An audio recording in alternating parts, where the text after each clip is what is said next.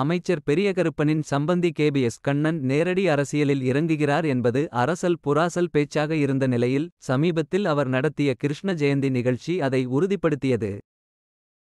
தொழிலதிபராகவும் யாதவர் சமுதாய பிரமுகராகவும் உள்ள கேபிஎஸ் கண்ணன் கிருஷ்ண ஜெயந்தி அன்று மதுரை கிழக்கு சட்டமன்றத் தொகுதியில் 30க்கும் மேற்பட்ட இடங்களில் சமுதாய கொடியை ஏற்றி விழாக்களை அவர் நடத்தியது அனைவராலும் கவனிக்கப்பட காரணம்.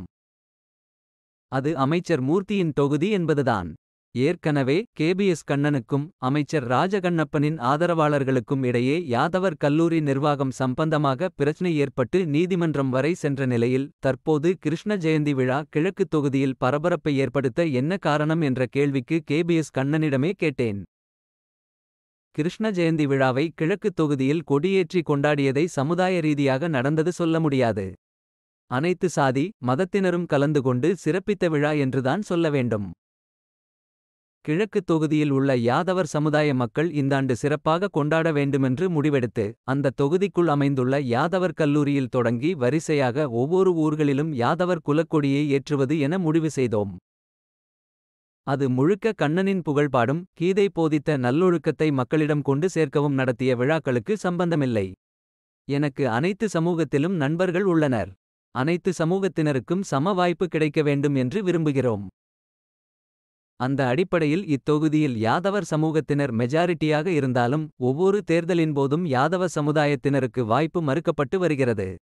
அதனால் வரும் சட்டமன்ற தேர்தலில் யாதவரை திமுக நிறுத்த வேண்டும் என்பதில் சமுதாய மக்கள் உறுதியாக உள்ளார்கள். அந்த கோரிக்கையை வலியுறுத்தும் வகையில்தான் சமூக ரீதியாக மக்கள் ஒருங்கிணைந்து வருகிறார்கள். நீங்கள் இந்த தொகுதியில் போட்டியிட திட்டமிட்டுள்ளீர்களா என்றோம். யாதவருக்கு இத்தொகுதியை ஒதுக்க வேண்டுமென்பதுதான் எங்கள் முதல் கோரிக்கை. அப்படியே நான் போட்டியிட நினைத்தாலும் வேறு கட்சி சார்பில் போட்டியிட முடியாது. என் சம்பந்திக்காக திமுக சார்பில்தான் போட்டியிட வேண்டும். உதயநிதி நிகழ்ச்சிக்கான ஏற்பாட்டில் தீவிரம் காட்டி வருவதால் தனது தொகுதியில் சக அமைச்சர் பெரியகருப்பனின் சம்பந்தி நடத்திய நிகழ்ச்சி குறித்து அமைச்சர் பி. மூர்த்தி தரப்பு கண்டுகொள்ளவில்லை. இப்போது அமைச்சர் ராஜகண்ணப்பனின் மகன் பிரபு ராஜகண்ணப்பனை அழைத்து வந்து கிருஷ்ண ஜெயந்தி விழாவினை கொண்டாடியதாக கூறப்பட்டது. சமுதாயத்தின் பெயரை சொல்லிக் கொண்டு யாரோ நடத்திய கிருஷ்ண ஜெயந்தி விழா பற்றியெல்லாம் எங்களுக்கு தெரியாது.